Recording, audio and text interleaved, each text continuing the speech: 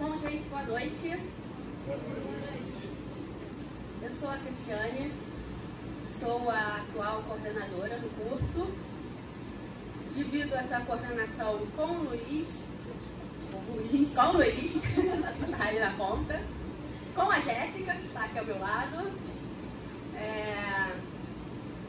Depois eu vou deixar de falar um pouquinho também, agora eu vou monopolizar. Eu queria dar as boas-vindas a vocês. Na verdade, minha fala vai ser muito breve, né? A ideia hoje eu vou falar um pouco só para dar boas-vindas para vocês. Os professores falarão para se apresentar, falar da pesquisa deles, enfim, o que eles tiverem vontade de falar aqui hoje para vocês. A representação discente, que também está aqui. O CA não é amanhã? Não, é amanhã.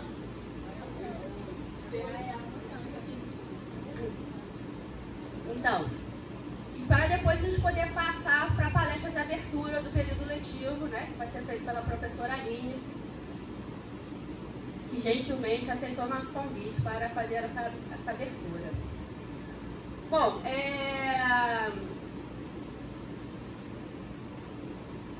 eu queria, na verdade, dizer que eu admiro muito vocês por terem escolhido a filosofia, apesar de todas as dificuldades e adversidades.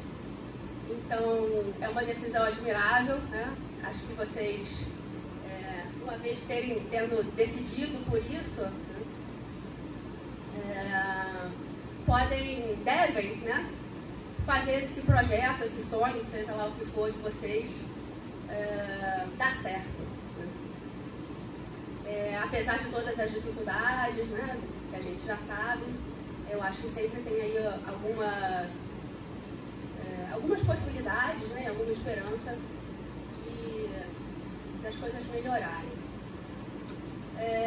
Queria dar os parabéns para vocês também, né, por essa conquista, né, de estarem aí numa universidade pública. É muito importante, apesar de todas as dificuldades, né, que a universidade pública passa, a educação, né, de uma maneira geral, mas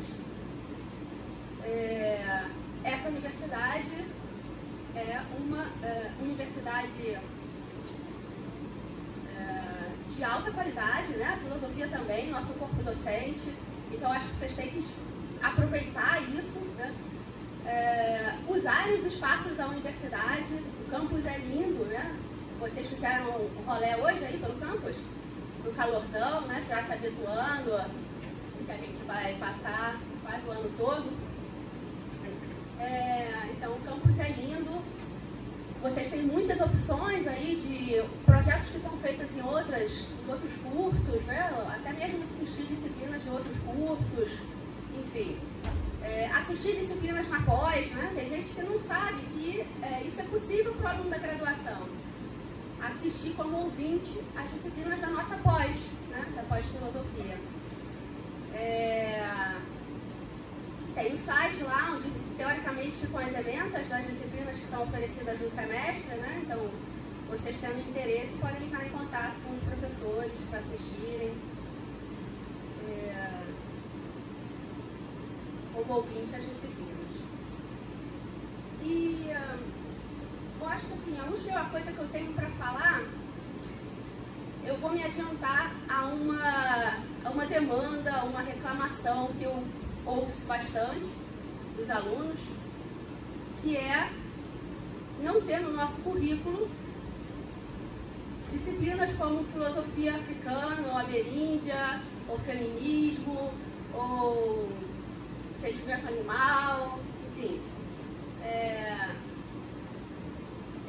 Temas como esses, né? Não ter nenhuma disciplina que tenha nomes, né, relacionados a essas temáticas, ou mesmo as ementas também essas temáticas não estão previstas em praticamente quase todas as disciplinas do nosso curso, né? Mas isso não significa que essas temáticas não sejam tratadas por alguns professores em algumas disciplinas, né? A gente tem a liberdade de pegar aquela ementa lá que está disponível no site e cada um trabalha da melhor maneira possível, cada professor trabalha da melhor maneira possível, né? Que entende ser a melhor maneira. Então, mesmo que essas temáticas não estejam presentes lá oficialmente, né, nas ementas, elas estão presentes em algumas disciplinas e alguns professores trabalham essas temáticas. Mas isso também, assim, não significa que vocês têm que ficar esperando esses professores, né? A universidade é esse espaço que cada um de nós busca, né? Constrói o nosso curso, o nosso percurso, né? Sem ficar esperando oferecerem para você, né, esse percurso pronto. Então, é um espaço para vocês buscarem, né, construírem o percurso de vocês aqui dentro e não ficar esperando, né? Então, tem outras opções além dessas disciplinas, né? Vocês podem montar grupos de estudo, vocês podem fazer leituras de texto, convidar algum professor que vocês identifiquem, né, para fazer parte disso, né, ou para tirar dúvidas em relação a um texto que vocês leram, enfim. Buscar caminhos alternativos, né, para construir esse percurso de vocês. E claro que vocês vão sempre contar com a ajuda dos professores também, né? Então, eu acho isso importante, ao invés da gente ficar sempre só reclamando, né? Não tem isso, não tem aquilo, falta aquilo outro. Vamos chegar junto, né? Vamos de fato ocupar o espaço da universidade. Ocupar o espaço da universidade não significa só sentar numa sala de aula. Significa você contribuir para a construção desse conhecimento, né? E do fortalecimento desse conhecimento, do fortalecimento do curso, né? Porque afinal de contas vocês vão sair daqui com um diploma de filosofia da Rural, né? Então, fazer o curso da melhor maneira possível e contribuindo para que ele seja o melhor possível também, né? Nenhum professor vai se negar a receber um aluno, né? A ajudá-lo, nem que seja para encaminhá-lo para uma outra pessoa, né? Então, acho que a ideia é um pouco essa, né? A gente não é o melhor curso do mundo, né? Claro, isso não existe, mas a gente pode transformar isso também numa coisa melhor para cada um de nós, né? Então, é isso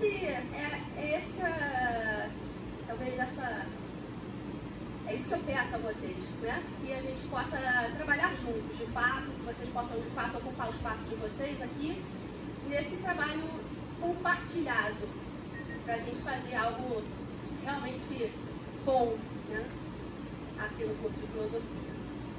Certo? Vocês vão me encontrar, eu sou professora de filosofia antiga, segunda que vem estaremos juntos. Agora falando um pouco dos meus interesses, né, deixando um pouco a coordenação de lado. Dentro da filosofia antiga, eu trabalho sobretudo com os sofistas, com os pré-socráticos. Se vocês já ouviram falar nos sofistas, foi mentira, por isso que vocês ouviram, eles não são essas pessoas terríveis. Trabalho com os filósofos que escrevem, da antiguidade, né? Que escrevem em versos, e os poetas que escrevem filosoficamente, ou as poetisas.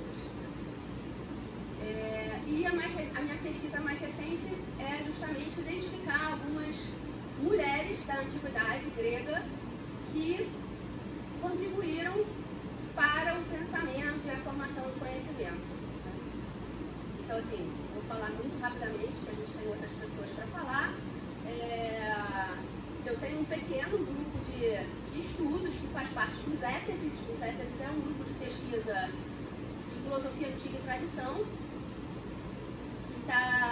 que é liderado por um outro professor que não está aqui hoje, o Admar, professor Admar. E todo mundo da área de antiga do curso faz parte desse grupo de pesquisa. E na verdade, isso que eu faço com a minha pesquisa, ela é uma linha dentro desse grupo, das éteses, que é a Medusa, que é o grupo de estudo, que trabalha tempo, retórica e poética na antiguidade. Então é isso. A última coisa que eu quero falar, que eu me lembrei, vou fazer voltar um círculo para a coordenação, é que nós temos um podcast, que é um projeto de extensão, será em breve, está passando pelo processo aí de cadastro como extensão, e eu coordeno junto com o professor Walter e o professor Francisco. O professor Francisco não está aqui também, mas será professor de vocês, do programa de autarquísticos. É o coordenador da pós-graduação. Jéssica, que também está no projeto. E quem rala de verdade, Jennifer e Ingrid. São as responsáveis pela produção, pós-produção, edição, e o Jonathan ajudando na edição de som. Então a gente tem uns 5 episódios. A gente começou com uma experiência, registrando, na verdade, a experiência do pessoal que fez o PIBID no projeto passado, né, e a residência pedagógica. E aí a gente se empolgou e continuou nesses episódios do podcast, né? Então tem um sobre feminismo, sobre ecofeminismo, enfim. O último que a gente fez foi com o Matheus, um aluno do curso. Ele falou sobre a pesquisa dele de iniciação científica, né? E o próximo será com um aluno do nosso mestrado. Então, assim, a gente vai... A ideia desse podcast é um pouco diversificar entre os alunos, né, da graduação pós e professoras convidadas de fora, com temáticas que talvez não sejam tão encontradas aqui no curso, né? Enfim, a intenção é essa mesmo, de divulgar as pesquisas, né, e o conhecimento. Então, por favor, Rádio Soprozinha no Spotify. E é isso, vou passar a palavra para a Jéssica primeiro. Qualquer problema, né, em relação ao curso, vocês podem encontrar a Jéssica lá. Depois eu vou passar para vocês o horário que a gente está de atendimento ao público, né, ou marca por e-mail, né? Então, qualquer problema, qualquer dúvida em relação ao curso, tá? Por favor. Porque eu vou dizer uma coisa importante agora: ninguém sai do curso quando eu estou na coordenação. Então, se vocês tiverem algum problema, é só ir lá conversar comigo, né, para a gente ver se resolve, como que pode melhorar a situação, enfim. Jéssica entende muito mais dos processos da coordenação que eu, né? Ainda bem que ela está junto. E é com ela que vocês podem contar também lá na coordenação. Sabe que ela se desenrola super bem, né? Boa noite, pessoal. Sejam muito bem-vindos. Meu nome é Jéssica. Eu sou a secretária do curso de filosofia, como a Cris já falou. Eu queria dar as boas-vindas para vocês, dizer que vai ser um prazer atender vocês lá na coordenação, com as demandas de vocês, com as dúvidas, com as questões administrativas que vocês estiverem demandando. A gente vai passar o horário para vocês de atendimento, os horários presenciais, né? Mas todos os dias a gente pode ter comunicação diária com vocês a respeito dessas demandas por e-mail. O e-mail está na página do curso de filosofia, assim como outras informações, então vocês podem consultar lá.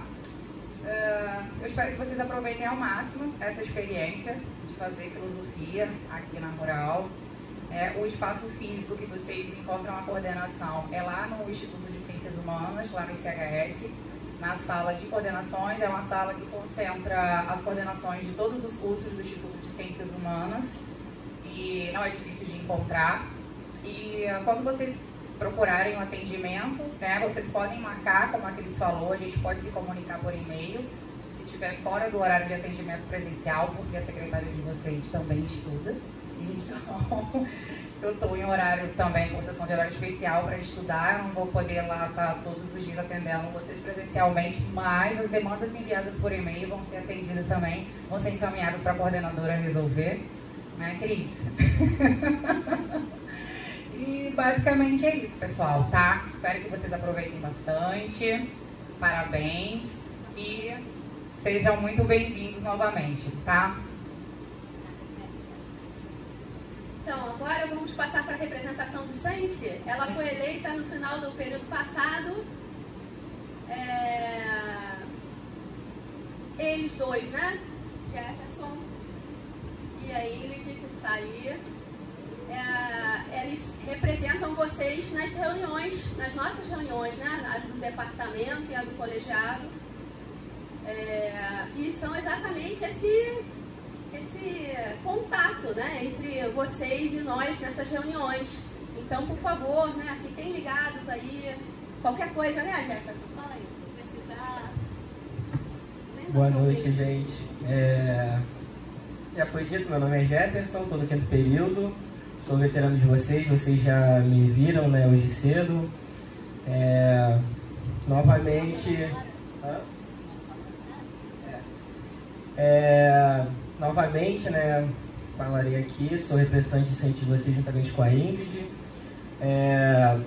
Eu estou aqui para aprender com vocês também, né? A questão aqui é basicamente criar relações assim de intimidade com vocês, né? Que a gente possa criar vínculo e não ter nenhum tipo de barreira entre a gente, para que a gente venha ter uma boa relação tanto com os alunos, entre os alunos, como com os professores, né? Assim como qualquer outro lugar não são só flores, aqui também em filosofia também existem conflitos, e esses conflitos são necessários para que a gente venha resolver, né, e manter a harmonia que precisa se manter. Então, assim como a gente precisa de momentos para que os alunos tenham vozes e a gente venha organizar determinados eventos, também existem momentos que a gente precisa, de alguma maneira, relatar algum ocorrido, e todas essas situações são importantes, né? Como nós somos estudantes e nós precisamos entender nosso papel político também na universidade, basicamente, eu e a Ingrid estamos aqui para tentar auxiliar isso, enfim. Então, não fiquem acuados para chegarem na gente e falar qualquer tipo de situação, porque é necessário mesmo, e eu vou fazer o possível para tentar ajudar vocês. E é isso aí. É isso, gente. Boa noite. Qualquer dúvida, WhatsApp, e-mail, tá aí.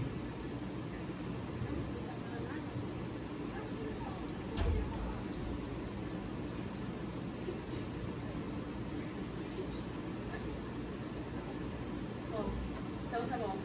Então eu vou passar agora para a autoridade presente, a segunda autoridade presente.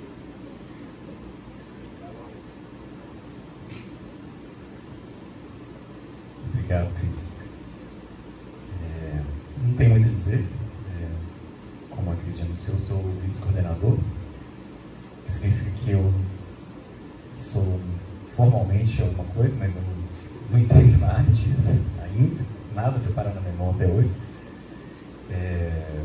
Significa só que eu estou destinado um dia a ser coordenador, é uma espécie de destino, mas eu vou fugir do meu destino com o que eu consigo.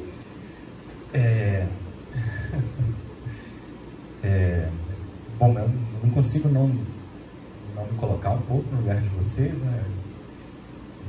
Todo mundo aqui já começou um curso de graduação alguma vez e é sempre, sei lá, é a coisa mais, provavelmente a última sensação de que alguma coisa nova estava para acontecer comigo que eu tive, assim, muito, muito forte, é ter entrado na universidade. Um momento muito marcante na vida de todo mundo. Dou as boas-vindas e espero que vocês tenham essa experiência forte, que é começar essa experiência de autonomia intelectual muito diferente do que vocês viveram até então, né? Vocês vão perseguir seus próprios objetivos, sobretudo num curso como filosofia, que diferentemente de, sei lá, engenharia, que todo mundo tem que aprender a costura e ponte, cada um de vocês vai fazer uma coisa, tem um problema na cabeça, uma carência intelectual que vai levar vocês para algum lugar. Seus caminhos vão se partir, mas eles vão se encontrar, porque todo mundo precisa um pouco de entender um pouco de tudo. Saibam que os professores todos aqui são muito interessados pela formação de vocês, mesmo. Vocês são matéria-prima escassa para a gente. Vocês são poucos para a nossa vontade de ensinar, digamos assim. Então, saibam que vocês têm muita gente interessada em vocês, interessada em que vocês se interessem, né? Tem nós somos interessados no seu interesse, no interesse de vocês, né? Então, a gente está aqui para que provoquem a gente vai gostar, né? Não só nas disciplinas que vocês estiverem fazendo, mas ficou sabendo aí que tem gente estudando tal coisa, aluno junto, vai ler, sei lá, vai perseguir seus problemas dos seus jeitos e é mais ou menos assim que isso funciona, é um curso de filosofia. Eu mesmo não vou me encontrar com vocês tão cedo, eu acho, talvez daqui uns 2 anos, se não me engano. Eu sou professor de filosofia moderna, contemporânea, ética, filosofia política, qualquer coisa aí no meio, digamos assim, de história da filosofia alemã. Então, a gente não vai se encontrar provavelmente nos seus 2 primeiros anos aqui, a não ser que seja uma optativa ou que vocês pulem alguma matéria, que é uma coisa que também vocês podem fazer, né? O curso não é estruturado, vocês podem perseguir o interesse que vocês têm na ordem que vocês quiserem. Trabalho com problemas, numa palavra, problemas da dialética, Hegel, Marx, filosofia alemã, moderna, né? Escola de Frankfurt, marxismo do século XX, mais ou menos isso. Então, quem tiver alguma inclinação para isso, a gente vai acabar se encontrando por aí. Filosofia social em geral, problemas de filosofia social em geral. É isso. Volto para a Cris e ela redireciona. Obrigado. Sejam muitíssimo bem-vindos e é um prazer ver vocês. Próxima autoridade presente. O professor Walter é chefe do departamento.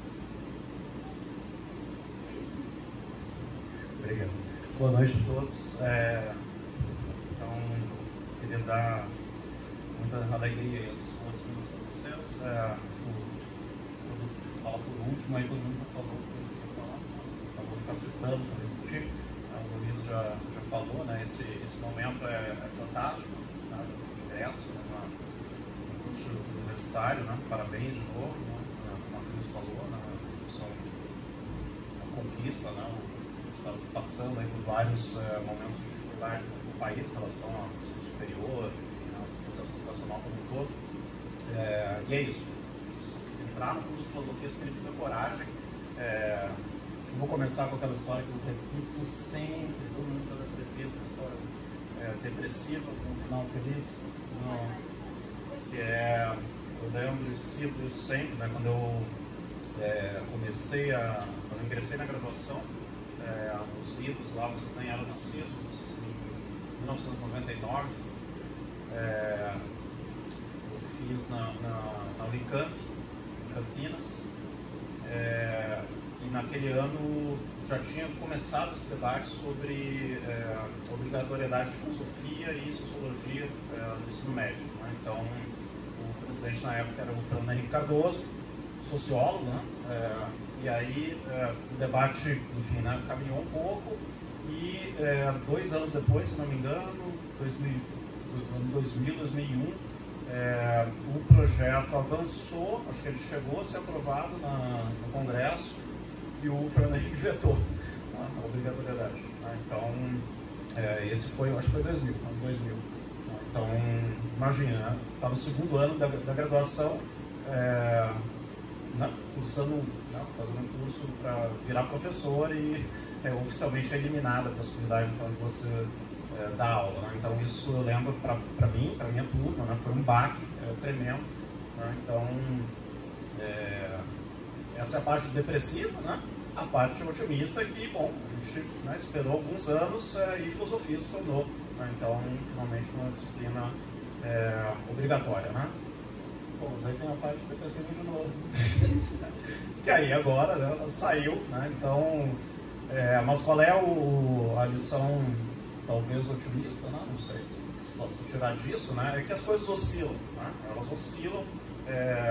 Ainda está muito complicado, talvez a gente tenha algum debate sobre isso, né? Se de fato a gente está no meio da implementação, né? Do novo ensino médio, para saber então se essas disciplinas vão de fato, né, se tornar estranho, né? Porque o documento aprovado diz que sim, né? Ela cita nominalmente filosofia e sociologia, mas remete à base nacional curricular, que não tem, né, filosofia. Então ninguém sabe, enfim, né, essa bagunça aí que é o nosso país.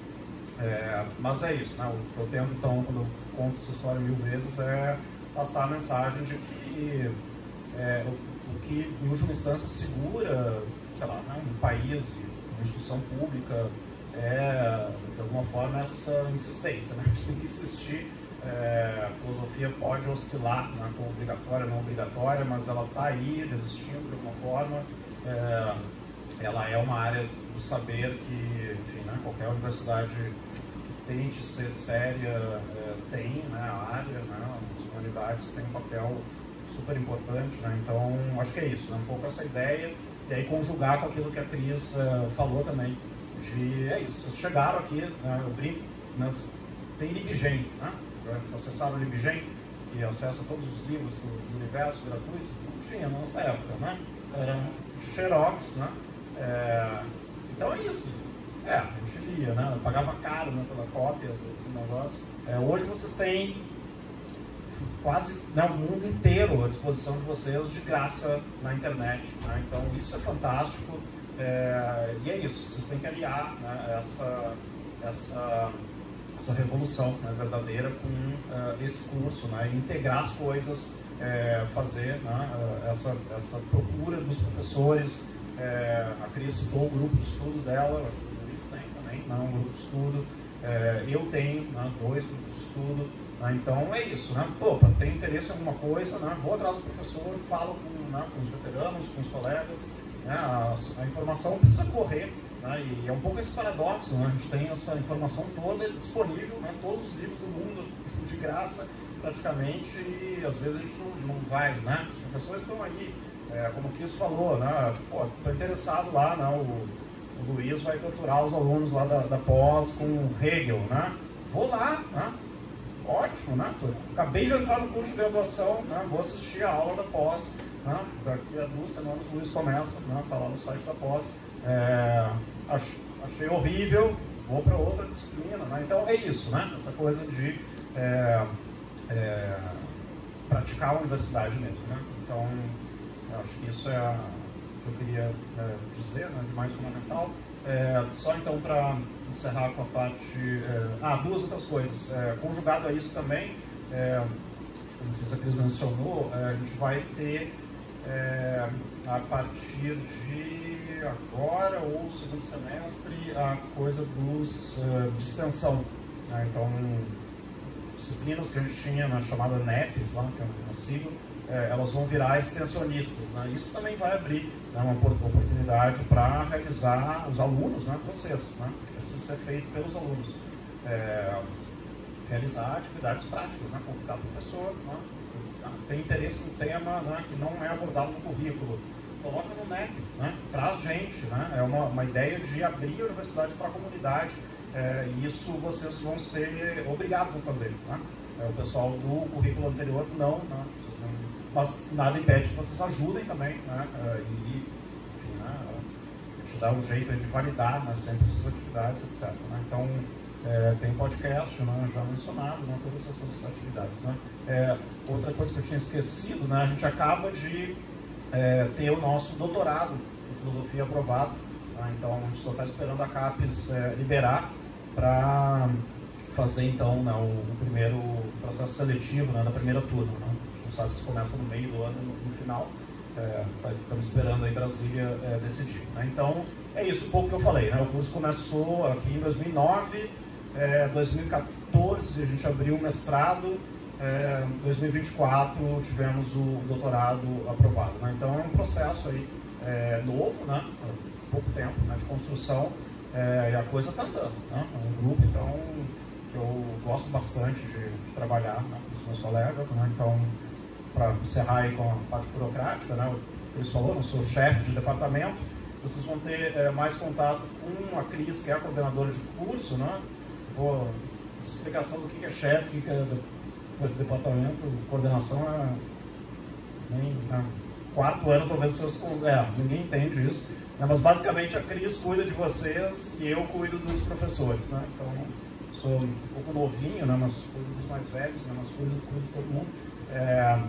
Então, o contato, né, que vocês vão ter vai ser primordialmente com a coordenação, a Cris e a Jéssica, mas também na chefia, com questões então relacionadas às disciplinas.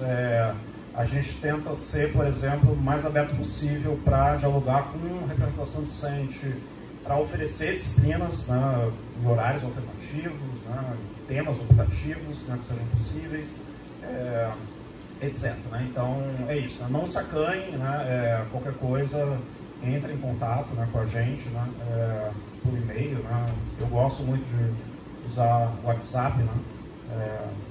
Então, estou absolutamente disponível. Né? E para encerrar, então, bom, a minha área de pesquisa, rapidamente, é ética e filosofia política. Assim como o Luiz, vocês só vão me ver em sala mais para o final do curso, né? Geralmente é filosofia política 2, que eu leciono, e algumas outras disciplinas para fora, né? Filosofia do direito, né? Que algum dia eu vou deixar aqui para o Luiz, né? Então, a gente se encontra aí no dia a dia, né, do curso, mas em disciplinas mais para frente. Né? Mas é isso. Se alguém quiser, tem interesse, né, vocês entram no site, tem a lista dos professores, o currículo de cada um, o que está pesquisando. Né? Então, é isso. Né? Se agarrem a essa oportunidade. Acho que o fato da gente ser um curso novo, que está recém provando o doutorado, né? Isso dá um vigor também, né? Tem uma energia que alguns outros lugares mais antigos, né? Tá meio já tudo embolorado, né? Cheio de ranço, né? A gente ainda tem, né, garra, né, para fazer as coisas, né? E fazer as coisas acontecer. Acho que isso é fundamental. Certo? Acho que é isso.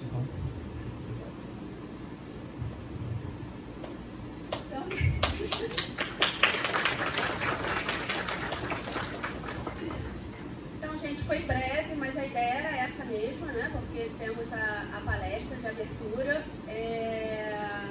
Eu quero agradecer, então, os professores que vieram, né, fazer essa breve apresentação. A Jéssica, representação docente. Falar que amanhã esse formato mais ou menos tem continuidade, né, com os professores que virão amanhã. E aí a gente apresenta os projetos que tem bolsa, né, dentro da universidade, iniciação científica, monitoria, PIBID, PET, enfim, alguns projetos que tem bolsa,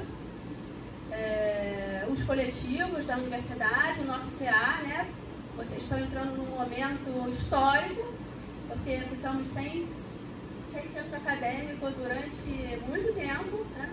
E agora temos novamente um CA, tá ali representado pela Jennifer, pelo Iago, mas eles vão se apresentar amanhã, tá?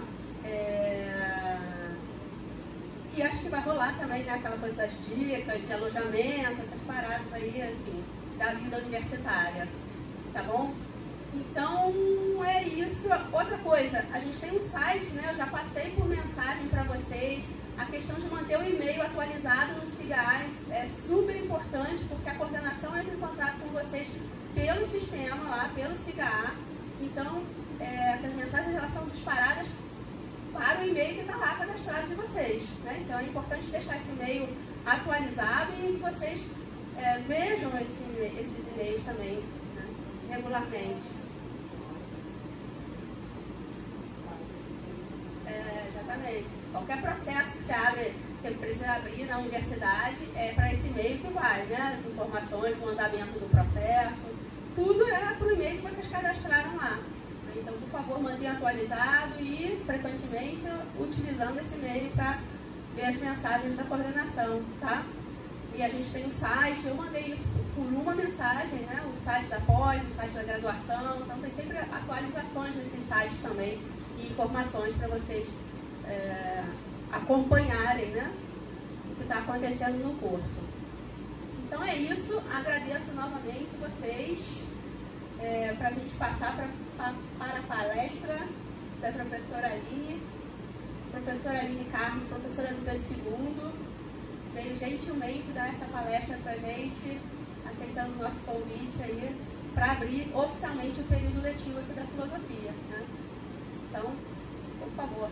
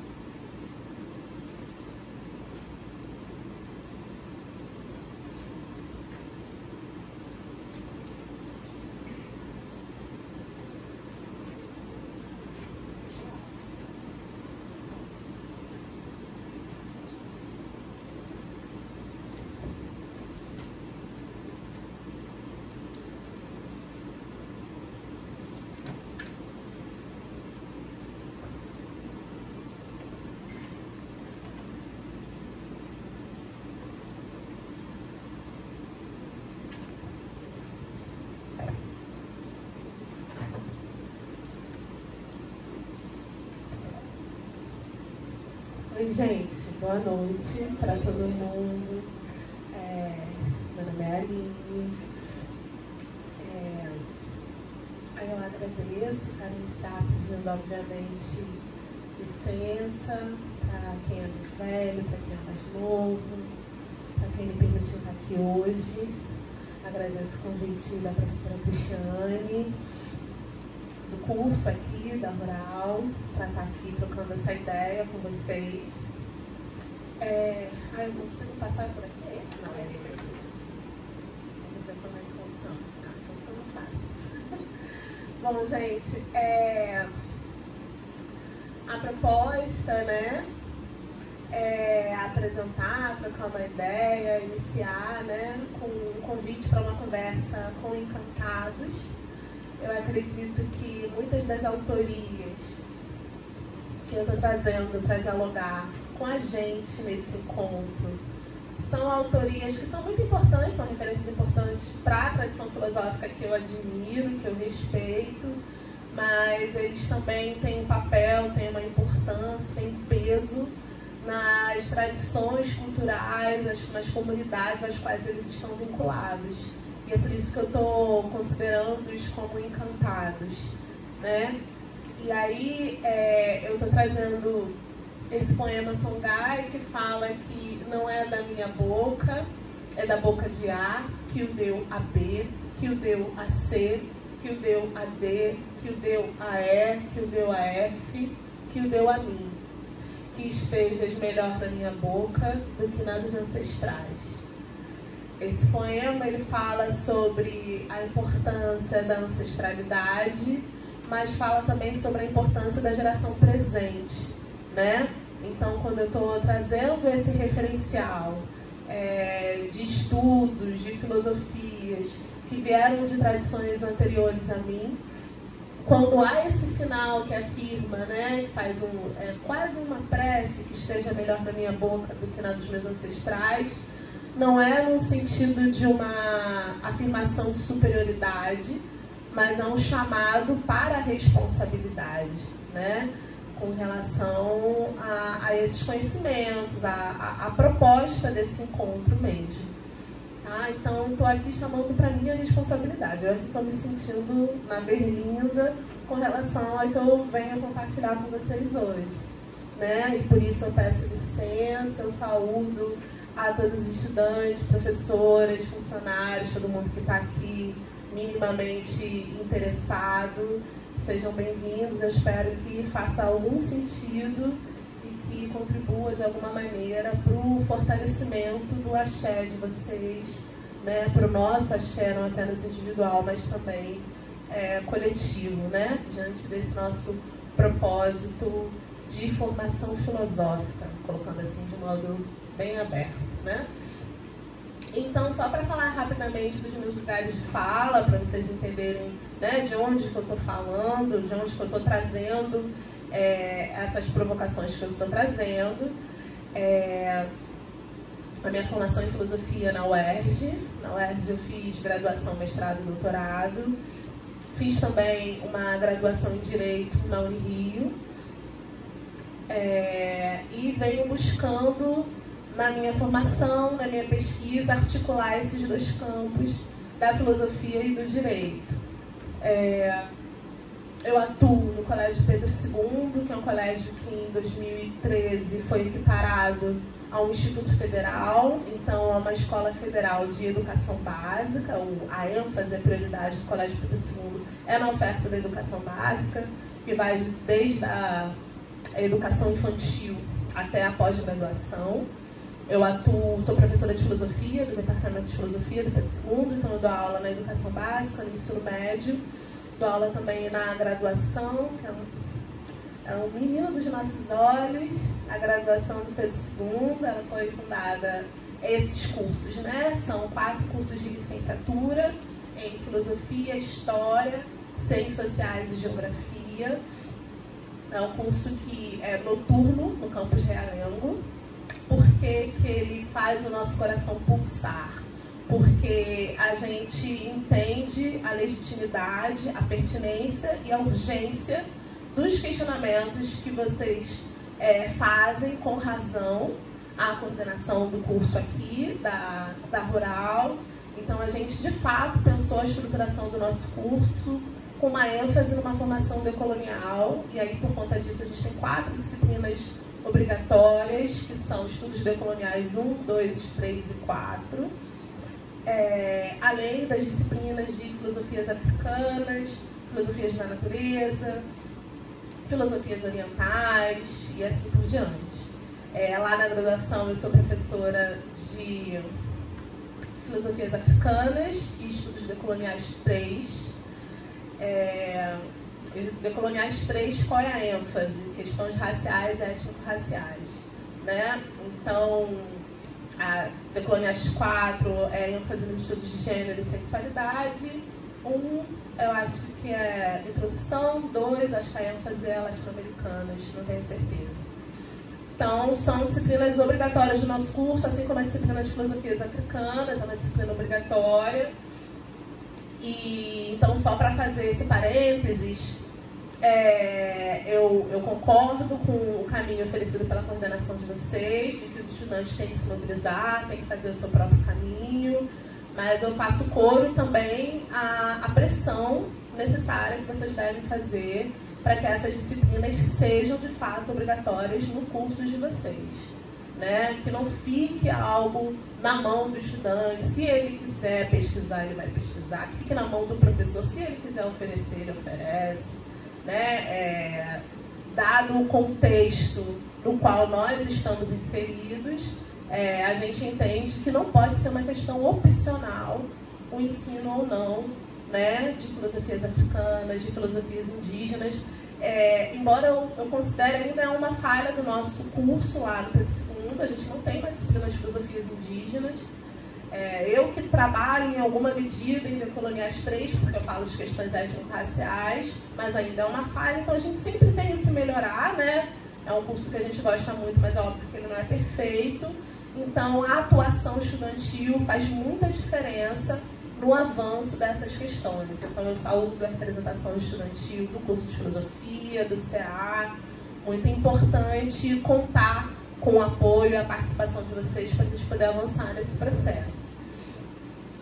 Os grupos, e aí, só para falar, a gente tem também, eu atuo também na pós-graduação do Pedro II. A pós-graduação que eu atuo é o Ererebá. É uma pós-graduação, uma especialização em ensino da educação das relações étnico-raciais no ensino básico. É muito maravilhoso. Os professores pretos do Pedro II se reúnem e oferecem uma pós-graduação. É também bem incrível.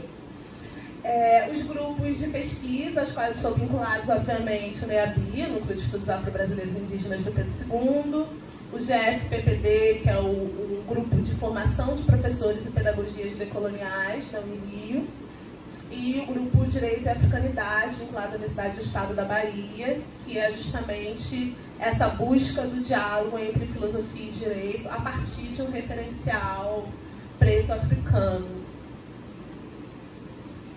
E aí, então, como que eu pensei em trocar ideia com vocês?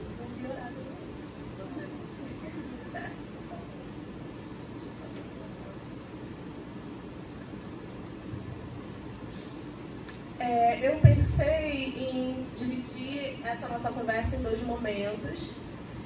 Quem quiser ir dialogando ao longo pode até ficar mais interessante, né? Porque só eu falando sozinho. Então, se alguém quiser levantar a mão, contribuir, será bem-vindo, bem-vinda, tá?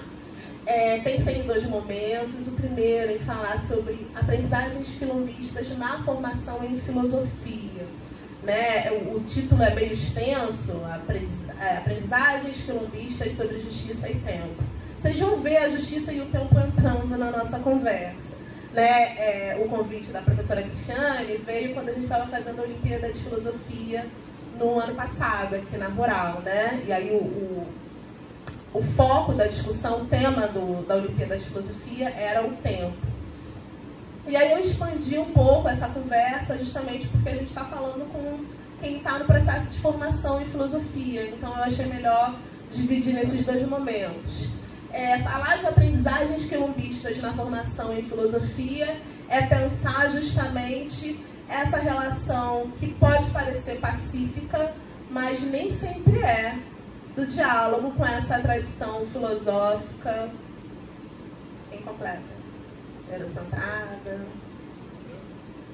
e assim por diante, né? Então, como é que a gente lida com essa formação, com esse conhecimento? É um pouco que eu quero trazer para vocês. E, no segundo momento, falar especificamente desses conceitos, Mate, Ubuntu e Axé, como referenciais para o autocuidado pessoal e coletivo, através de práticas de educação e justiça. Essa segunda parte, ela tem mais a ver com a minha pesquisa no momento, mas que eu espero que sirva de alguma coisa, né? Que não sejam apenas palavras ao vento. Vamos ver se vai fazer sentido. Então, aprendizagens quilombistas para uma formação contracolonial em filosofia, né? Para quem conhece, contracolonial é um referencial trazido pelo Nego Bispo, Antônio Bispo dos Santos, esse filósofo quilombola, que já é um encantado importante para a nossa tradição. Quando o Nego Bispo fala de contracolonialidade, ele está recusando tanto o referencial decolonial quanto o referencial marxista, né? Qual é a perspectiva fundamental do Nego Bispo, né? É essa afirmação dele enquanto um sujeito que fala de um território de quilombo. Ele entende que o desafio dele não é a descolonização, mas é um enfrentamento ao colonialismo a partir dos seus próprios referenciais, que sempre se recusaram a essa submissão, né? Então, o Nego Bispo ele vai dizer que precisa se descolonizar quem já foi colonizado. O território de quilombo, o território indígena, do ponto de vista dele, sempre esteve no enfrentamento ao colonialismo. E é por isso que ele caracteriza, né, o seu pensamento, as filosofias indígenas quilombolas como contracoloniais, né? E aí a pergunta que eu trago para tentar pensar nessas aprendizagens quilombistas é como usar as armas de quem quer nos matar ao nosso favor, né? Eu não posso ignorar o fato de que eu sou uma mulher preta na diáspora africana, estudando filosofia na minha formação, como talvez na formação de vocês. Acho que a formação de vocês deve estar melhor do que a minha nesse sentido. Eu só estudei homens brancos europeus, graduação, mestrado e doutorado. Mestrado, talvez eu estudei uma pessoa, um homem preto, e tá legal, né? E aí o resto, no meu processo de doutoramento, é isso, a gente vai por fora. As autorias pretas, africanas, indígenas que eu li foram por fora da minha formação. Isso já diz muito, né? Sobre o que o curso entende como importante, como fundamental, e o que o curso entende como opcional, como, né, necessário ou não. Então, eu nesse lugar, né, esse questionamento foi um questionamento que eu só fui fazer lá na frente. Eu entrei na faculdade de filosofia, eu adorava filosofia, amava tudo, acho tudo incrível, sempre fez muito sentido para mim, né? Mas à medida que a gente vai aguçando a nossa perspectiva crítica, a gente vai identificando algumas lacunas na nossa formação, isso é natural, né? Então é essa a pergunta: como usar as armas de quem quer nos matar ao nosso favor? Por que eu estou colocando em termos tão radicais? Vou dar um exemplo para vocês.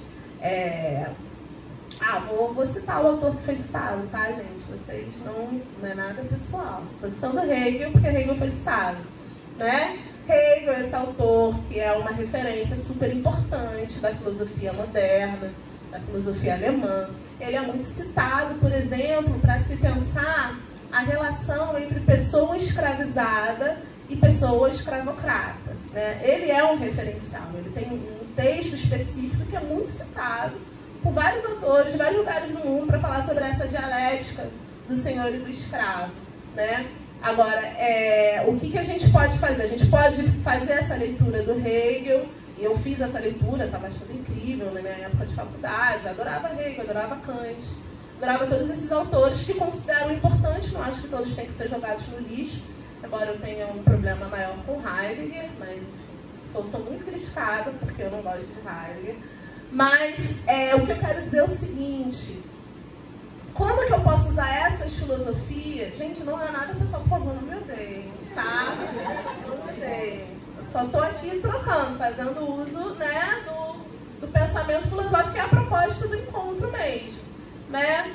Então eu posso fazer essa leitura do Hegel, que vai pensar sobre a relação entre pessoa escravizada e pessoa escravocrata, e eu não preciso necessariamente comprar, isso é óbvio, né? Isso é bem evidente para a gente que faz filosofia. Eu preciso comprar tudo que aquele cara está dizendo, né? Eu posso fazer uma leitura crítica desses autores. Maravilha. O que o amigo bispo vai dizer? Eu posso lembrar dos ensinamentos da minha geração avó e traduzir essas filosofias para o nosso povo, visando a proteção da nossa comunidade de vida. Então, não estou aqui fazendo uma defesa de uma filosofia neutra, de uma filosofia distanciada, de uma filosofia desenraizada. Porque essa filosofia que está sendo feita, ela não está vagando sozinha no universo. Ela está, por exemplo, aqui é o meu corpo que está falando. Né? Essas filosofias, elas não vêm do nada. Elas são feitas, desenvolvidas, elaboradas a partir de um determinado lugar, por determinadas pessoas, por um determinado contexto histórico. Né? Então, considerar esse contexto não significa desconsiderar essas tradições, mas significa reconsiderá-las no contexto nos quais elas estão inseridas. Né? Então, o Nego Bispo ele faz esse apontamento, né? De quando a gente está perdido, a gente não sabe para onde a gente vai. Vamos lembrar dos ensinamentos dos nossos mais velhos. Né? Eu vou falar algumas vezes dessa filosofia da ancestralidade. Isso é muito forte na filosofia do Nego Bispo. Né? Essa tradução que não é uma tradução desinteressada. Ela era para o seu povo, visando a proteção da sua comunidade. E aí, comunidade de vida é um conceito que talvez eu consiga chegar lá, mas fica aí essa ideia para vocês. Comunidade de vida. Estou utilizando esse conceito, dialogando com um professor congolês, professor da Unilab, da Universidade da Integração Luso-Afro-Americana, algo assim. Fica lá, tem na Bahia e tem no Ceará. O professor Basilélio Malumalo. Ele desenvolve esse conceito de comunidade de vida, para dizer que, do ponto de vista das filosofias banto, quando a gente pensa em comunidade, a gente não pensa unicamente em comunidades de seres humanos. A gente pensa em comunidade em sentido amplo, comunidade de vida. E é por isso que eu estou mobilizando esse conceito para dialogar com um filósofo quilombola, porque a gente sabe que um território de quilombo, ele não se resume às pessoas que estão ali, né? Isso vai depender do que a gente entende por pessoa. Uma questão filosófica mais profunda, mais intensa. Né? Então aqui tem um diálogo com a filosofia Ubuntu, tem um diálogo com as filosofias do Axé, quando a gente está falando de comunidade de vida. A Audre Lorde, ela é uma poetisa estadunidense, de família caribenha, faleceu na década de 90, ela é muito maravilhosa. Ela tem esse artigo que fala, que o título é uma comunicação que ela teve, na verdade, né? Como utilizar as armas do mestre para destruir a Casa Grande. Na verdade, o título não é nem uma pergunta, o título é uma afirmação. Ela vai dizer, as armas do mestre nunca servirão para destruir a Casa Grande. Ela já parte desse pressuposto. E aí, quando ela faz essa afirmação, ela está dizendo que ela está apontando para a importância do nosso processo criativo. Ela está apontando para a importância da gente olhar para o nosso interior, da gente ir além.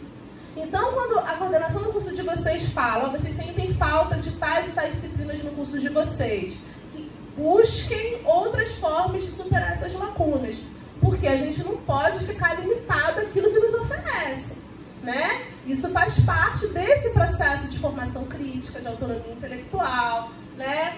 Então a Audre Lorde, ela fala, olha, essas armas elas nunca vão ser isso. Se for para a gente depender dessa filosofia tradicional, tal como tradicional, eurocentrada, tal como está posta, hegemônica, ela não vai atender aos nossos interesses de emancipação, de libertação. Ela pode ajudar de uma forma ou de outra, mas dentro daqueles limites que são os estabelecidos por ela mesma, né?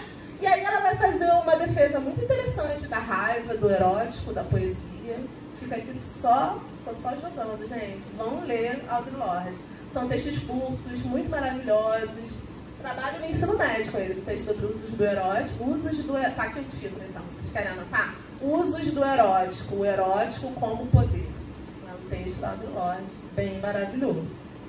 A Lélia Gonzalez, quando ela faz, né, essa filósofa preta, mexicana, né, também ex-aluna do Pedro II, quando ela faz a defesa da americanidade, né, o que a Lélia Gonzalez ela entende por americanidade? Ela defende a americanidade como uma categoria político-cultural que expressa a experiência da diáspora africana no contexto das Américas, na sua relação com os povos indígenas, com os colonizadores. Então, quando ela faz essa afirmação de que nós aqui não somos América Latina, mas uma América Ladina, ela está chamando a atenção para a importância de valorização, de escuta, do diálogo com as filosofias africanas, com as filosofias indígenas.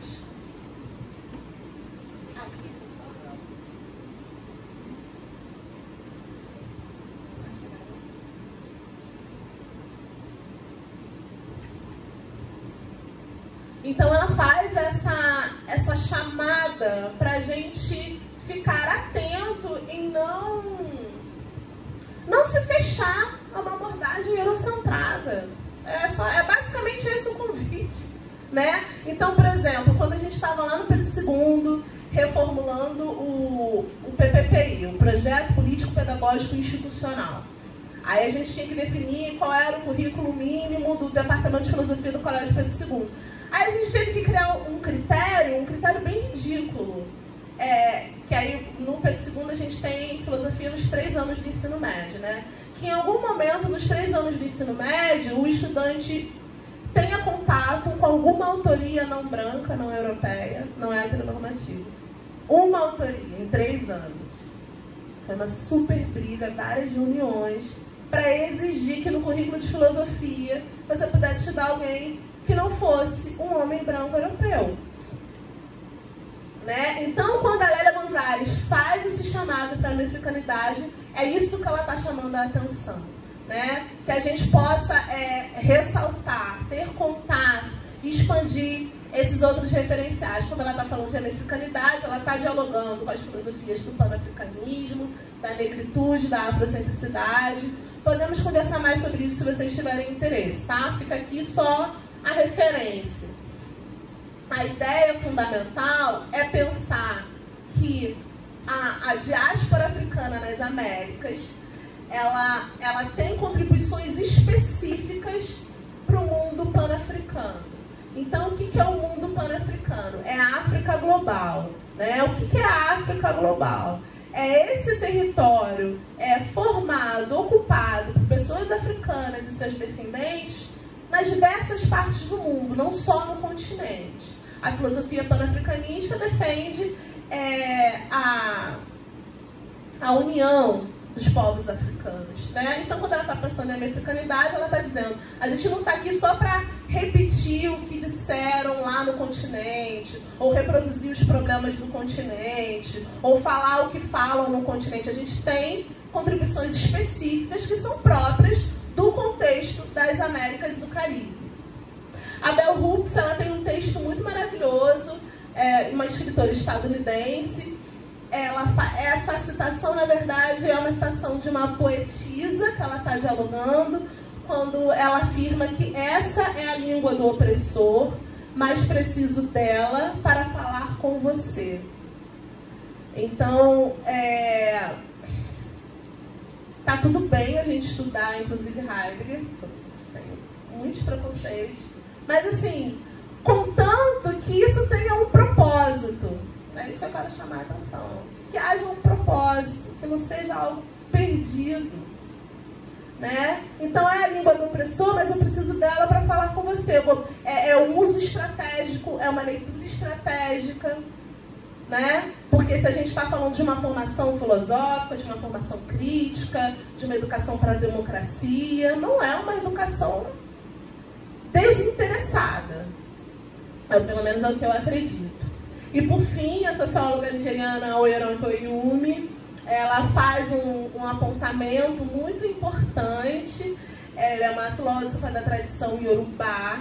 Ela tem esse livro muito famoso que se chama A Invenção das Mulheres.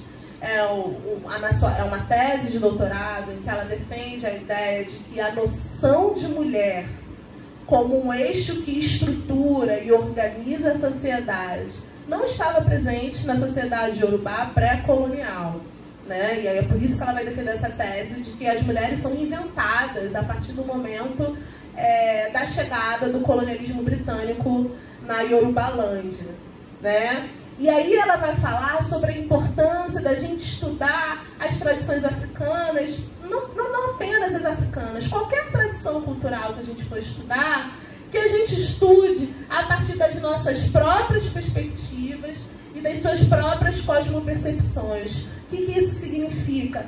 Vamos evitar, observem, quando vocês estiverem lendo um texto, assistindo uma aula, observem se aquela tradição cultural ela está sendo interpretada à luz dos seus próprios valores e referenciais filosóficos, ou se é uma tradição indígena sendo lida através de um olhar ocidental branco.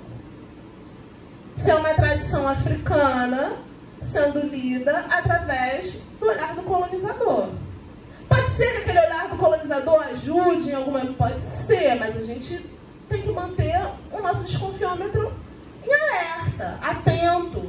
Porque a gente sabe que a gente ainda é herdeiro de uma formação de uma educação colonialista. Se a gente tem essa noção, né, de que se a gente estamos numa sociedade desigual, racista, etc. E tal, se esse estado de coisas ele se mantém, é porque existe uma estrutura educacional muito eficiente que ajuda a manter esse estado de coisas. Então a gente tem que estar alerta na nossa leitura, mas será que ele está lendo a partir dos seus próprios referenciais ou está realmente considerando a perspectiva de vista daquela tradição cultural? É isso que a Oyeron Toyumi vai chamar a atenção no estudo das filosofias africanas. E aí ela faz uma provocação para a gente, que especialmente aqui, né, da diáspora africana no Brasil, é um problema. Ela vai dizer, cara, vocês querem estudar a filosofia africana em inglês, em português, em francês? Estudar a tradição africana a partir das línguas coloniais, ela vai dizer, é um problema. Eu ainda não falo Yorubá, ainda não falo nenhuma língua africana, mas eu sei que é um problema. Eu sei que o estudo que eu vou ter, ele vai ter uma limitação. E aí é por isso que ela vai chamar a atenção para o uso da língua, da importância. A gente quer estudar essas tradições, as tradições indígenas também. A gente vai ter que ultrapassar essa barreira de alguma forma em algum momento. Porque isso vai limitar a nossa capacidade de compreensão daquelas filosofias, daquelas tradições culturais, né?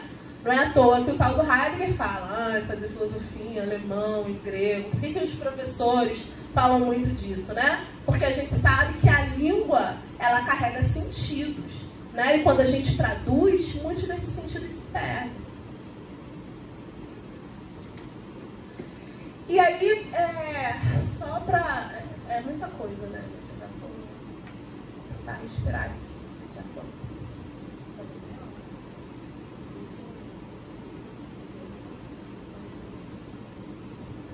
Vou tentar não... Vou ver se eu consigo avançar um pouco mais rápido.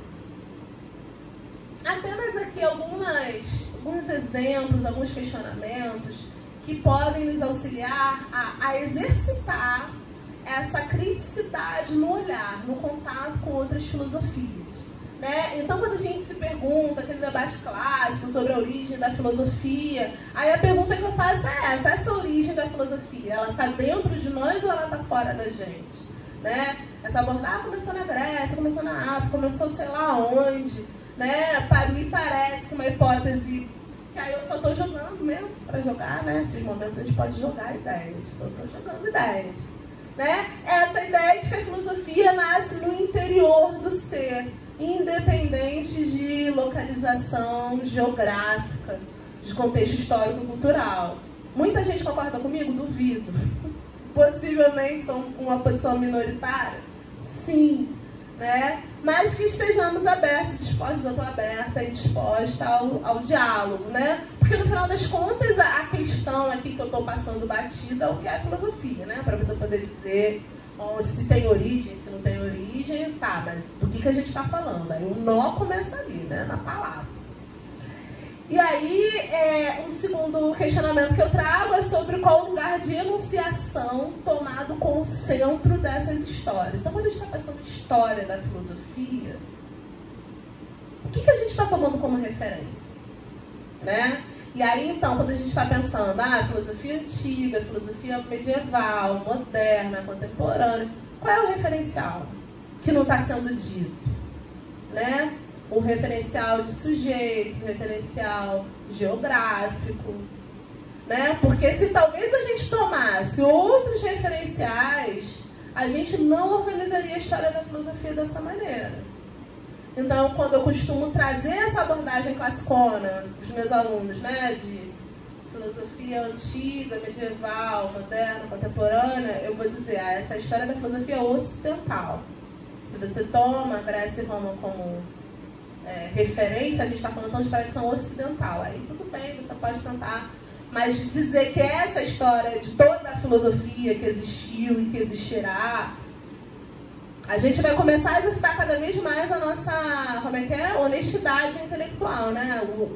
O estudo e a pesquisa da filosofia nos convida, né? Eu acredito pelo menos nisso, né? Ao exercício da nossa honestidade intelectual.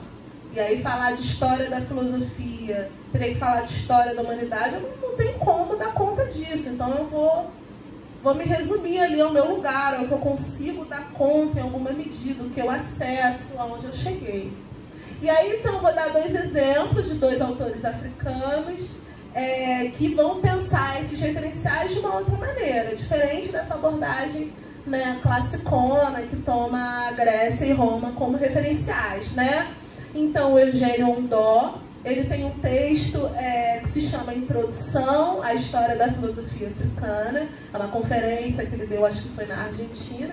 Tem um site muito bom, gente. Eu esqueci de colocar aqui, mas vocês, certamente, quem tem interesse em filosofia africana, já acessou. É um site que é organizado pelo professor Anderson Flor do Nascimento, um professor muito maravilhoso da Universidade de Brasília, da UNB. Ele tem um site que, se você coloca na internet aí, filosofia africana, vai aparecer esse site. Ele que eu conheço, o maior banco de textos em língua portuguesa de filosofia africana, de autores do continente e de fora do continente. Tem muito texto bom, ele é um professor muito querido, muito generoso, muito acessível. E nesse site tem todos os textos que eu estiver citando aqui, provavelmente vocês vão encontrar no site do AN, tá? É filosofia africana, alguma coisa, .org. Weebly.org. Vale a pena, gente. Muito, assim, vocês guardarem. Pô, como é que esse assunto é discutido em filosofia africana? Entra no site. Você provavelmente vai encontrar um artigo lá tratando daquele tema, tá? Então, o Eugênio Ondó, ele tem essa conferência que apresenta um breve panorama da história das filosofias africanas, só para a gente ter noção de que é possível a gente ter contato e ter outros referenciais da filosofia, da história da filosofia, para além desse clássico que a gente conhece. E aí a outra referência que eu trago é o Cheikh Anta Diop, esse autor que eu não tenho palavras para dizer da importância dele para a formação de vocês. Eu acredito que é uma falha importante dos cursos de filosofia não ainda lecionarem Cheikh Anta Diop, não terem esse autor como uma referência na formação filosófica.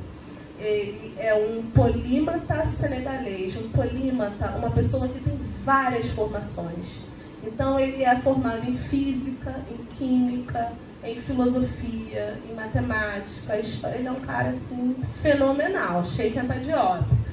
E ele que vai trazer, ele é esse autor que resgata na década de 70 não, acho que foi antes, mais ou menos por aí, a tese do Egito Negro. Ele vai desenvolver diversos métodos de comprovação da negritude da civilização faraônica. Muito interessante, não posso me demorar que eu já estourei o tempo, mas sim fica a referência, Cheikh-Anta Diop. Ele afirma que Kemet está para as civilizações africanas, assim como Grécia e Roma estão para a civilização ocidental. Cada uma expressa o berço de distintas tradições culturais. Então é muito frequente na nossa formação de filosofia a gente ouvir Grécia e Roma, berço da civilização. Eu complementaria civilização ocidental. O que o Cheikh-Anta Diop está dizendo?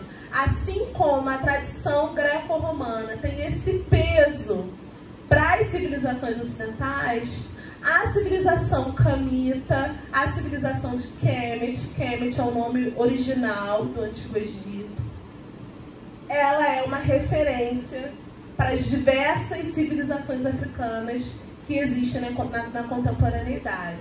Ele, inclusive, vai falar, faz um estudo linguístico comparativo muito interessante, né, entre a língua do Antigo Egito e os idiomas africanos contemporâneos. Ele vai dizer que tem várias semelhanças. É um autor bem fenomenal. Não é fácil de ler, porque ele realmente traz muitas referências, mas ele dialoga com Nietzsche, com Hegel, com a tradição greco-romana.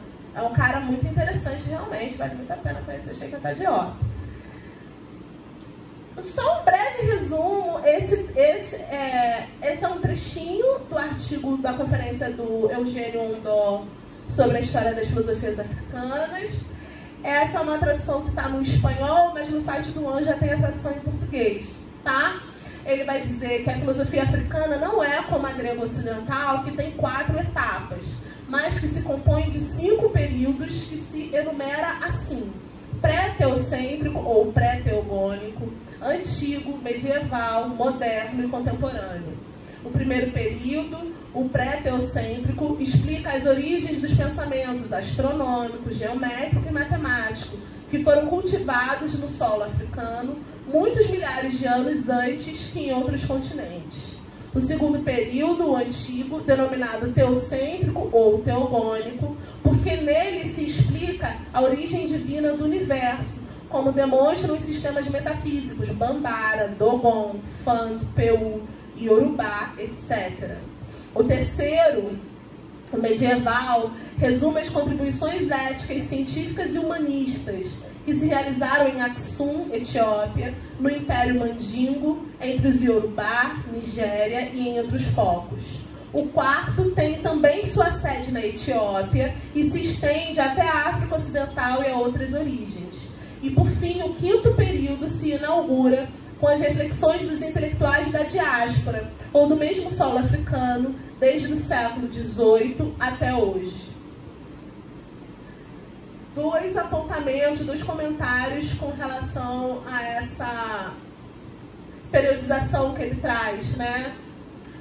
A primeira delas é o quanto que a diáspora ela só aparece no quinto período da história da filosofia africana, mas que isso não significa a ausência de uma história de uma filosofia antes do contexto diaspórico.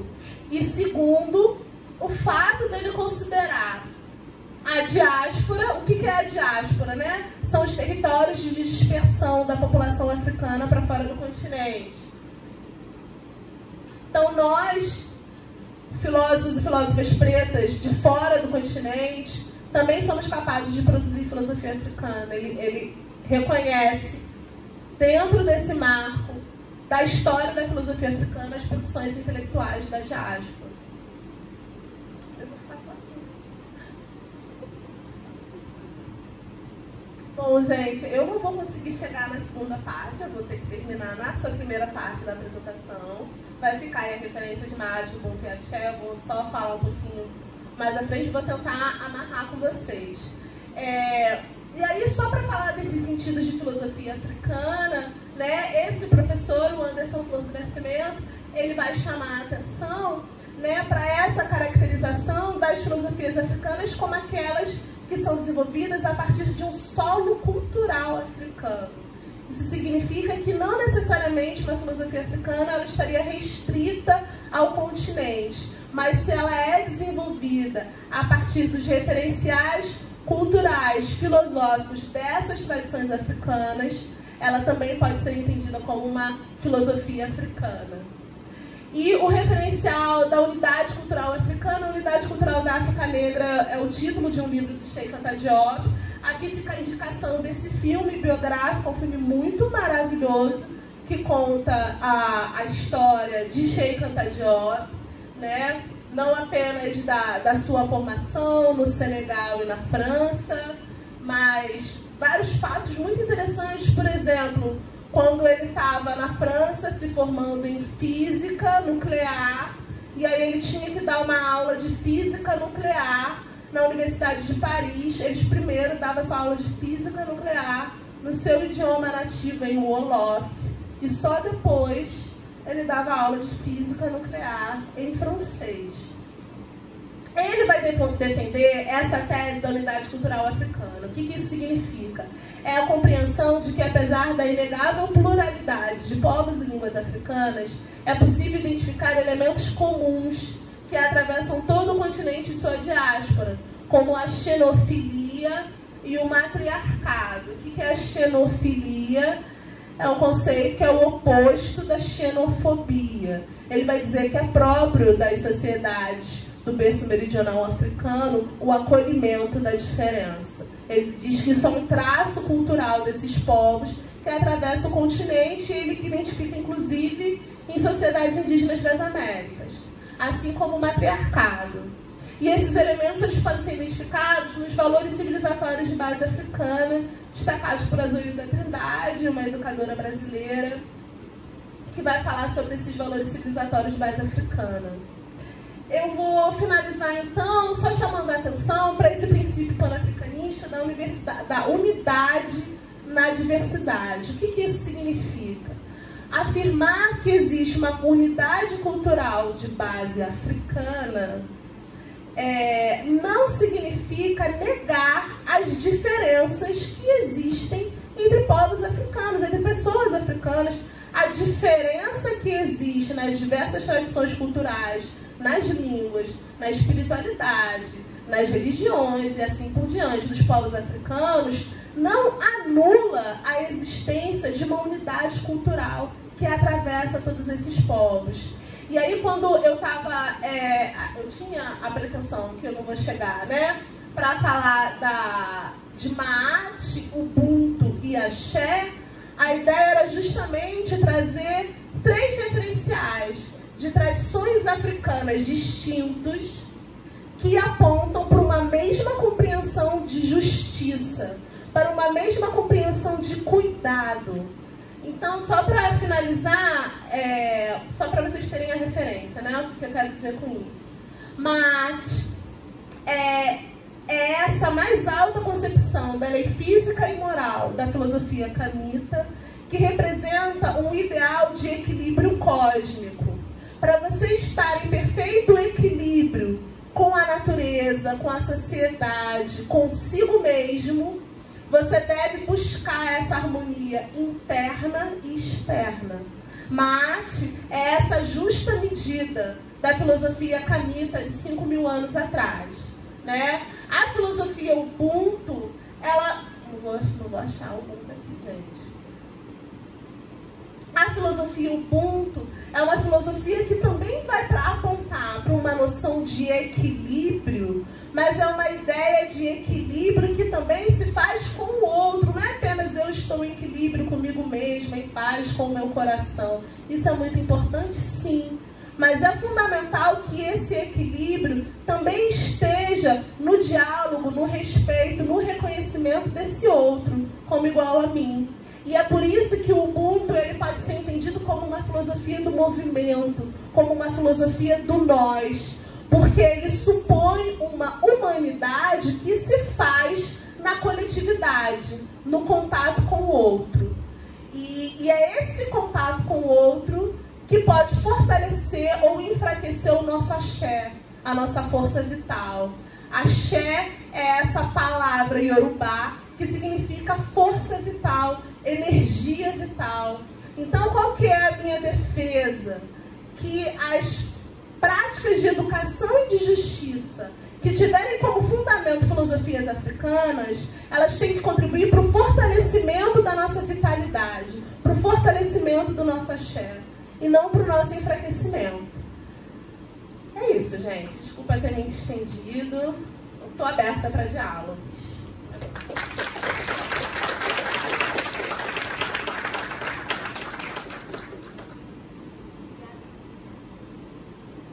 Então, quem gostaria de conversar?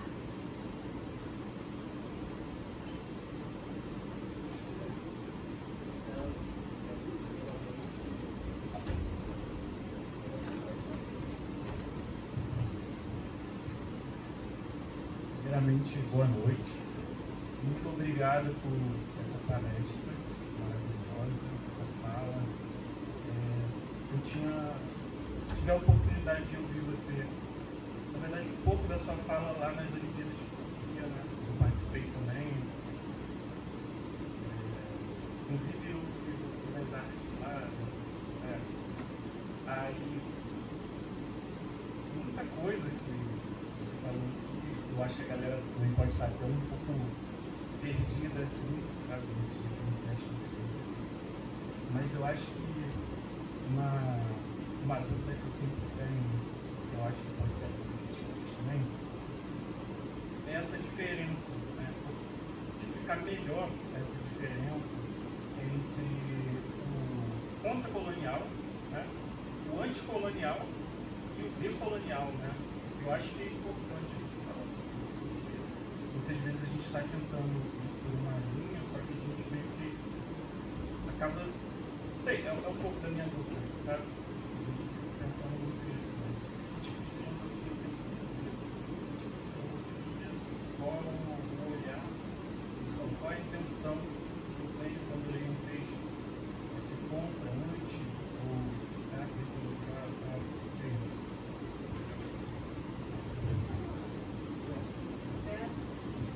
Obrigada pela pergunta, Jéssica.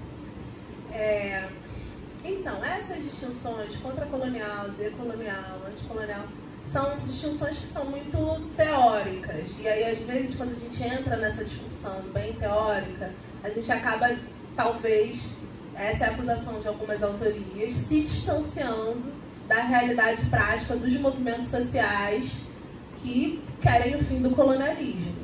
Então, essa é a primeira coisa. A gente pode entrar nessa distinção, mas ela não é a mais importante, essa caracterização teórica. A perspectiva decolonial, ela é uma perspectiva que ela é desenvolvida por autores na América Latina, a partir da década de 80, de 90. Formaram alguns sociólogos, como o sociólogo peruano Aníbal Quijano. Eles formaram um grupo de pesquisa, e a galera do grupo de pesquisa parece que não é nada, mas eles geraram um impacto, né? Criaram um grupo de pesquisa chamado Modernidade e Colonialidade. E aí essa galera começou a difundir essas provocações, né? Então, o que dizem os estudos decoloniais? Eles falam sobre a importância, eles partem, né, da crítica à ideia de modernidade. Então, qual é a crítica que eles vão fazer à modernidade? Que essa narrativa comum que a gente tem da era moderna, filosofia das luzes, humanismo, Revolução Francesa, igualdade, fraternidade, liberdade, que maravilha, eram os mesmos autores que estavam ali sustentando a lógica colonialista nas Américas. Então, eles vão dizer que não tem como falar de modernidade sem falar de colonialidade. Por isso que quando eu estava citando, por exemplo, o Hegel, na Dialética do Senhor e do Escravo, é muito interessante, porque ele está falando de escravidão e de luta pela libertação. Ele está em si, para si, aquela linguagem super abstrata, neutra, né? E aí a gente vai se aprofundar no estudo da história. Tem uma autora muito interessante, se chama Susan Book Morse. Aí ela tem um artigo, um livro também, que se chama Hegel e o Haiti. Ela vai dizer que a inspiração para a Dialética do Senhor e do Escravo de Hegel é a luta pela libertação haitiana, mas isso não é citado. Parece que é uma iluminação divina, que ele está ali falando em si, para si, e de repente a libertação, né? Mas existe um contexto histórico, social muito vivo. Então, os estudos decoloniais, o que eles vão dizer? Eles vão dizer que primeiro, importante você reconhecer a relação entre modernidade e colonialidade, entender que o fim do colonialismo, as independências das Américas não implicam no fim da colonialidade, porque a estrutura de dominação permanece, como, por exemplo, a lógica de segregação racial e assim por diante. E aí, então, eles vão dizer que eles afirmam a defesa de uma decolonialidade e não de uma descolonização. Porque o que eles vão dizer? Descolonizar seria retornar a um contexto social e político anterior à colonização. E a gente não tem como retornar. A gente hoje, infelizmente, ou feliz, não sei para vocês, fala o português. A gente não tem uma disciplina obrigatória de Yorubá, Tupi-Guarani. Então, retornar para essa descolonização total não é possível. O que é possível é a decolonialidade, é abrir fissuras nesse sistema, valorizar esses saberes apagados para que eles possam retomar o seu lugar. Então, esse é o pressuposto da decolonialidade. E é por isso que o nego bispo ele vai ser contra, ele vai afirmar a contra-colonialidade. Ele vai dizer, se você foi colonizado, beleza, vai lá você se descolonizar. Ele vai dizer, Boaventura de Souza Santos, sociólogo português, ele sim precisa dos estudos decoloniais. Agora, eu que sou um quilombola, que sempre estive ali na frente, esse não é o meu referencial. O meu referencial é a contra-colonialidade. E aí é muito interessante, ele vai dizer, o primeiro quilombo, a afirmação dele, né? O primeiro quilombo surge no navio negreiro. Palmares aconteceu lá no início do século XVII. Marx não era nem nascido. Marx não tem nada a ver com isso. Os nossos referenciais são outros. Tá? Então é mais ou menos isso. E os estudos pós-coloniais, a referência são autores do continente asiático, da Índia, do continente africano, porque eles estão tomando como referencial do colonialismo um regime de colonização da África e da Índia que foi até o século XX. Então, nos movimentos deles, eles falam de pós-colonialismo. A gente, como está nas Américas, como supostamente a nossa independência aconteceu muito tempo atrás, a gente fala de decolonialidade, porque entende que mesmo com a independência, as estruturas de dominação colonial permanecem.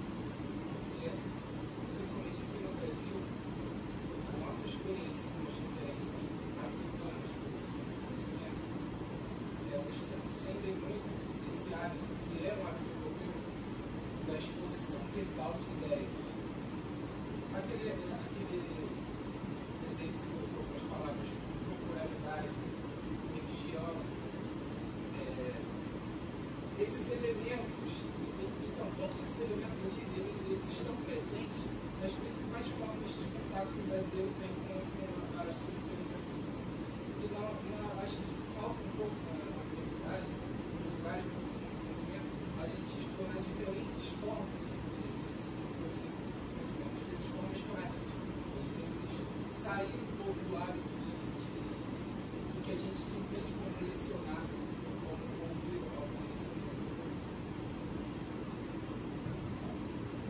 Entendo o que você está dizendo.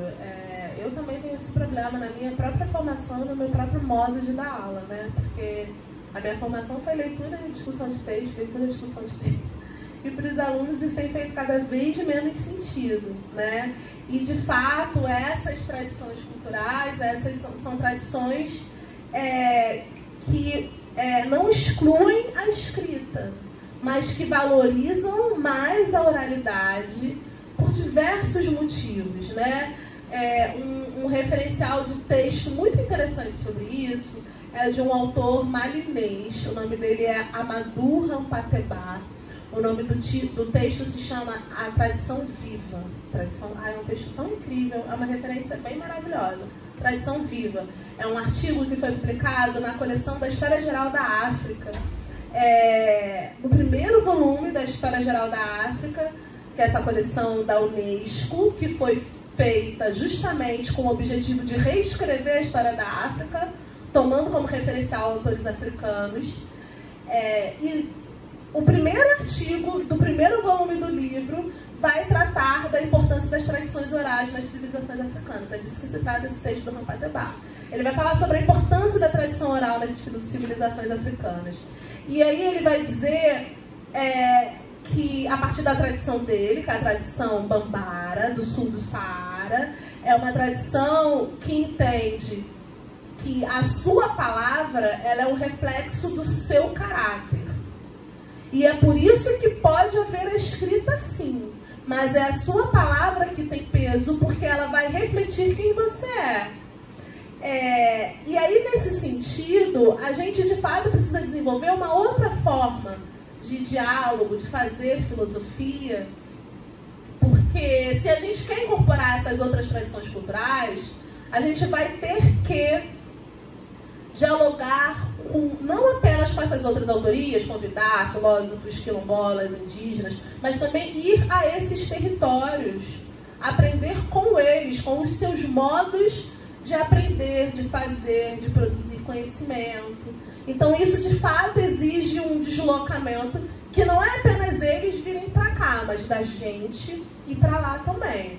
E aqui vocês têm essa possibilidade, né? Para além do concreto, vocês têm sol, vocês têm terra, vocês têm muito espaço. E aí o desafio seria explorar essa filosofia encarnada, essa filosofia que vai dialogar com o céu, com a lua, com a terra, com as águas, né? Esse é um desafio que a gente tem por fazer, né? Mas que eu acho muito instigante.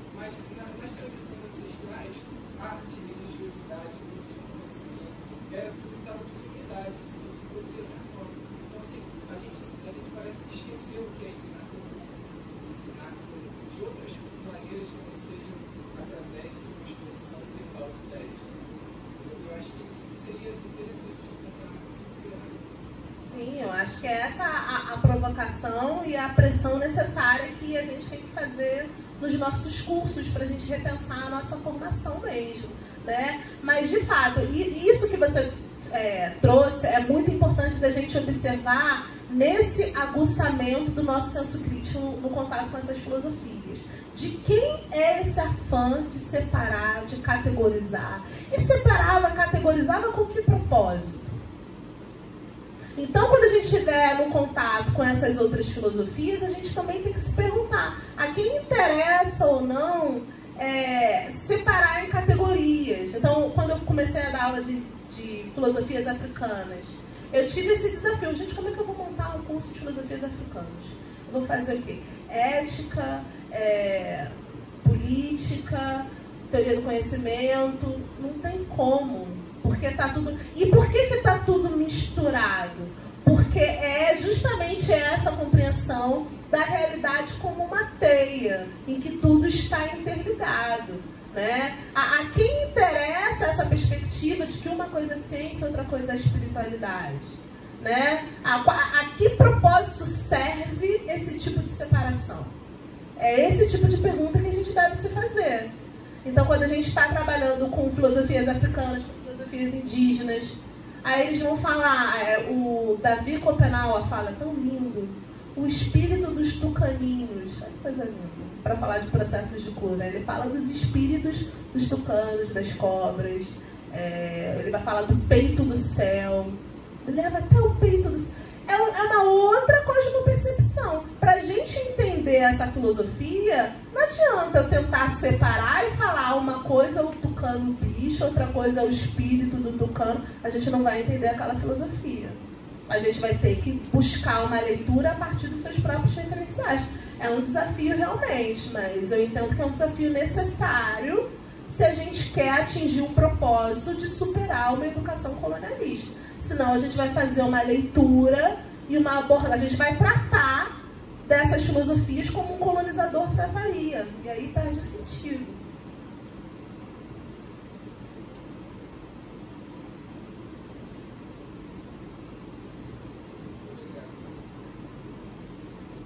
Eu tô super me passando porque a gente já está no tempo. Então fica aqui só a referência, que é uma outra representação dessa concepção integrada de mundo, o cosmograma Bacon. Aqui tem uma compreensão de realidade integrada.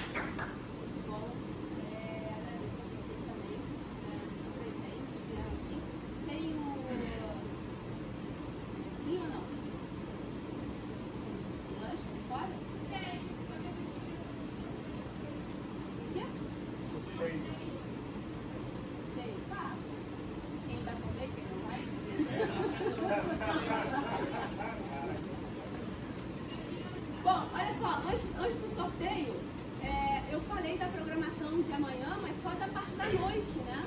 Porque tem toda uma programação acontecendo aí durante essa semana, intensa, e vocês tiveram muita sorte de entrar na universidade nesse momento que vocês têm uma comissão de veteranos super ativa, né?